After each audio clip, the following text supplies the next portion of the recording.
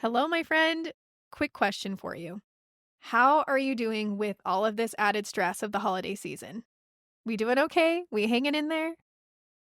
Women in America tend to experience a huge spike in stress in November and December. I'm sure I don't have to tell you that, but that is why I decided to create an episode all about creating a burnout proof holiday season. Hello and welcome to Becoming Burnout Proof, the podcast designed to help women entrepreneurs like you simplify your business and manage your stress so you can increase your income and your impact without burning out. I'm your host, Meg Bingham, a marketing strategist and certified stress management coach. And this episode, like many, is inspired by things I'm personally working through and researching right now. Now, I was inspired to talk on this by my good friend Jana Hubert, who I will have on the podcast in the next month or two. She invited me to come speak to her community about how to handle the hustle of the holidays without burning out. And when I was asked to do that, I was so excited because I love Jana. Her community is amazing. But I was also feeling a little crispy, if you know what I mean. So I'm messaging my business friend saying, I don't know how I'm going to go give this presentation when I am already feeling so burnt out. It feels like I'm a big fat liar pants over there, right?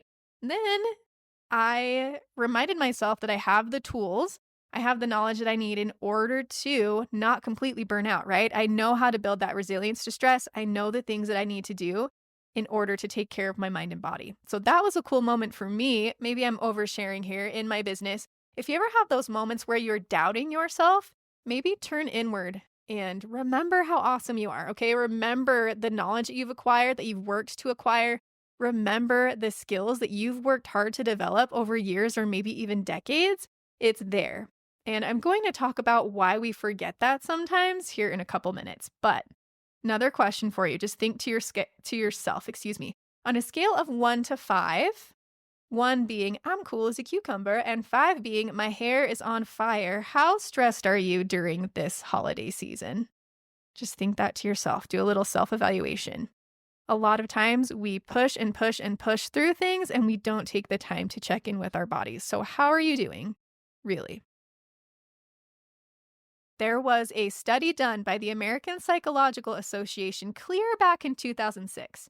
So this is pre-COVID. This is, if you live in the United States, this is political strife that we've been experiencing the last several years. It's before all of that, okay?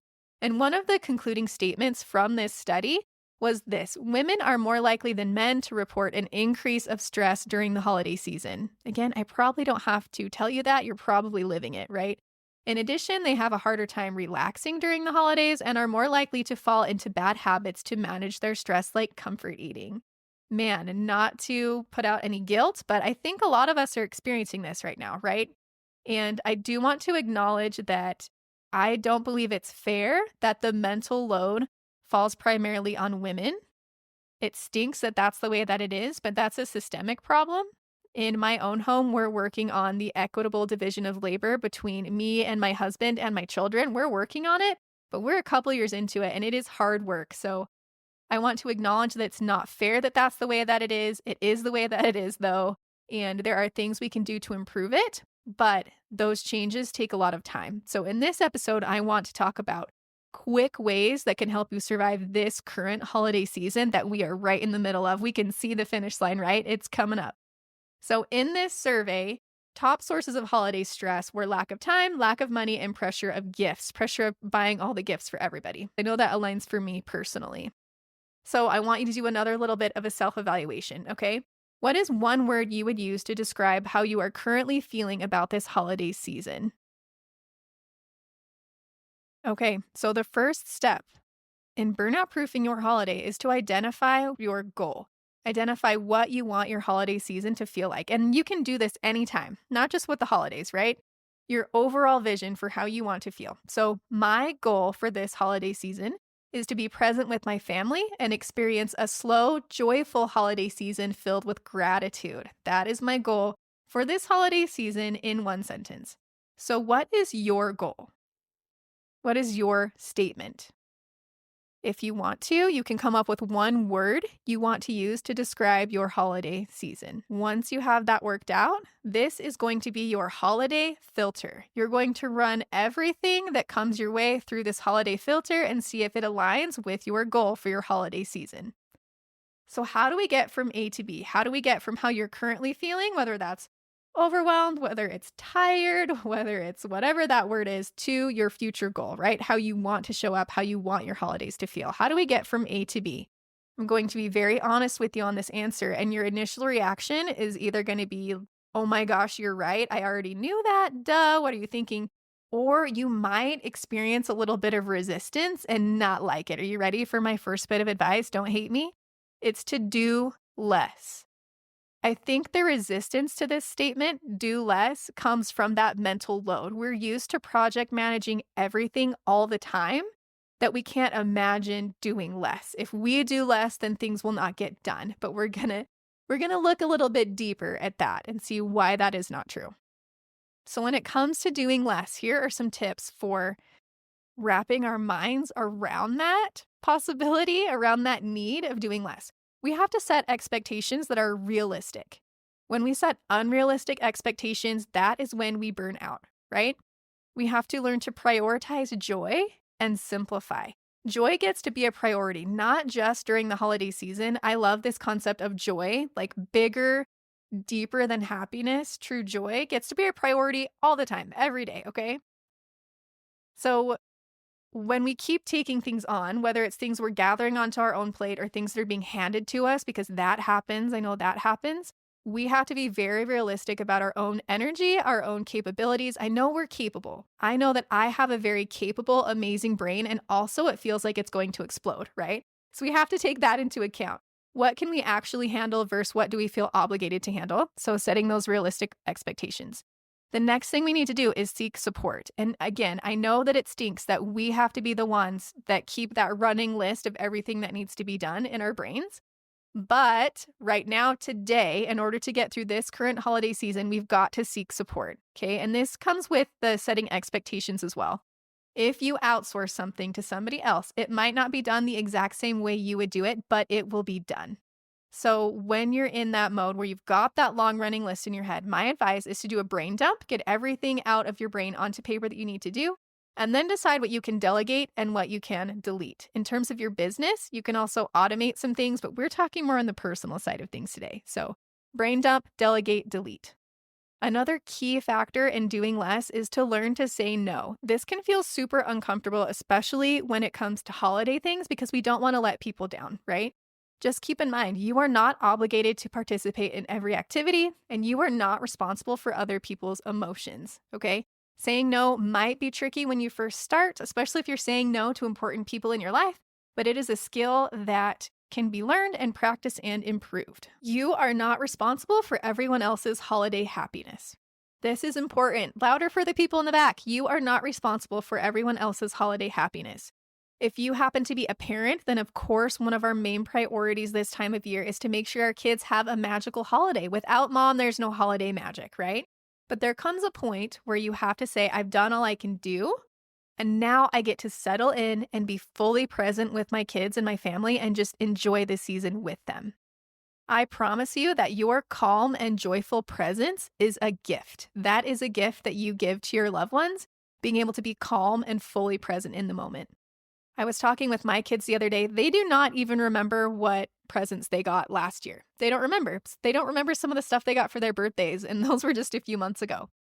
So I just want to reiterate, there is Santa stress, right? There's the gift stress of getting the perfect thing for everybody and the wrapping and all the things that are kind of important, right? But more than any sort of material thing, this is something you know. You know this, right? I'm just reminding you.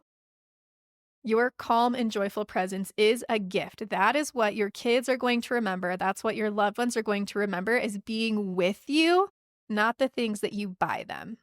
I want to make sure you know that, actively know that, and use that as part of your holiday filter, right? When you're running these tasks through, is this going to allow me to be calm and joyfully present with my family? If it's not, it doesn't pass the holiday filter, right? We're not going to do it. So it can help to do a little reframe here, okay? I'm choosing to focus on creating memories, not creating perfection. So this is another little self-introspection here. What is one holiday tradition or expectation you can simplify this year? Use your new holiday filter and run it through that. One example that comes up often is all of the holiday parties and things that are happening. You don't have to attend every holiday party. If you are worried about saying no because your great aunt Myrtle or someone is going to be very disappointed, it's okay.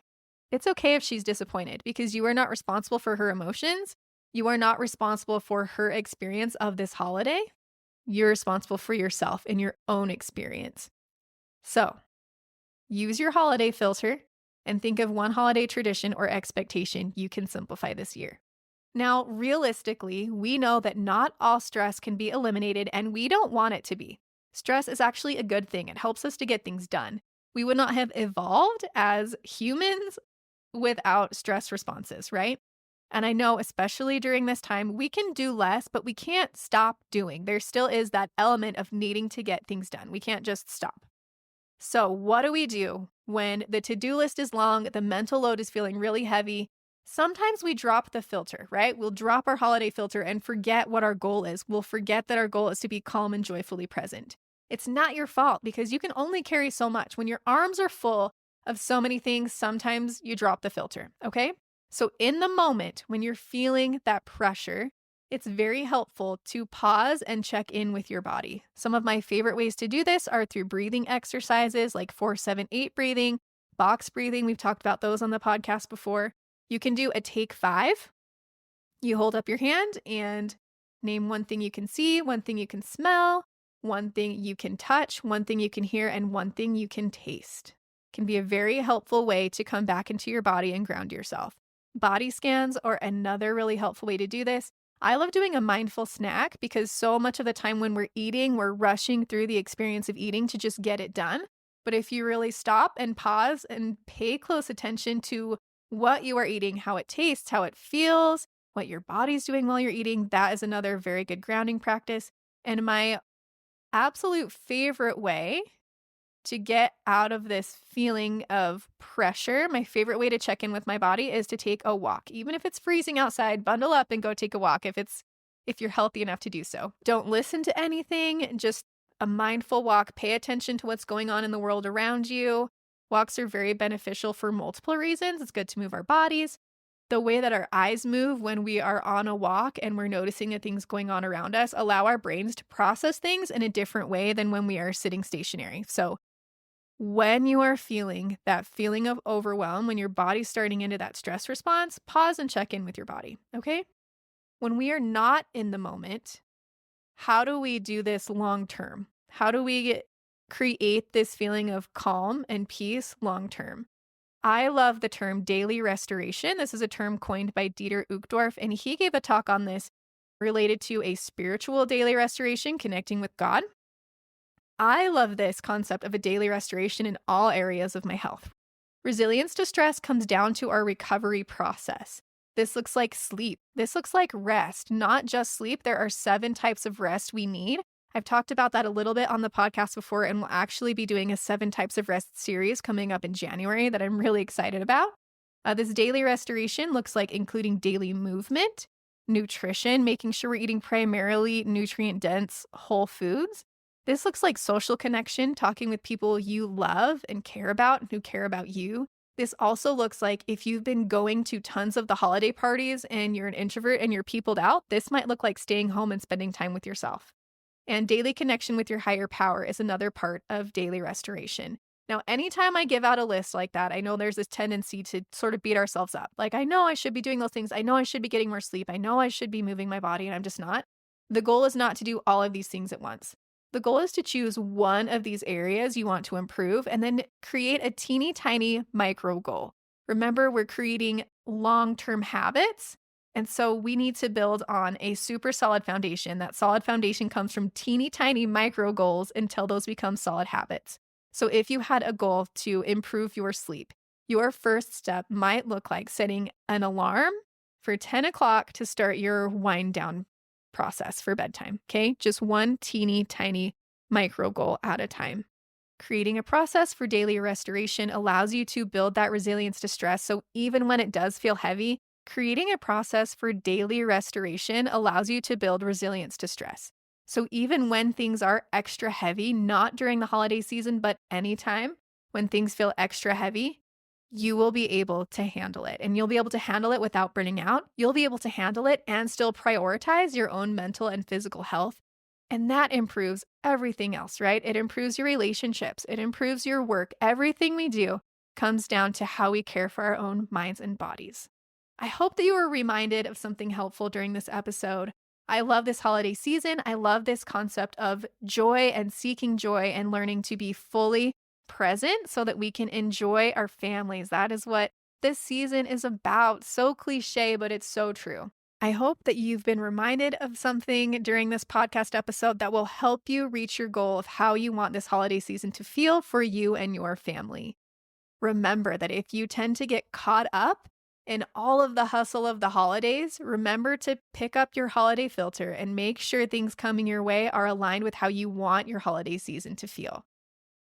I hope that you are able to create a calm and present and joyful holiday season with the people that you care about. As always, thank you so much for joining me on the podcast. I know that your time is very valuable, and I am always honored that you choose to spend some of it with me. Be well and be kind, and I'll talk to you again soon.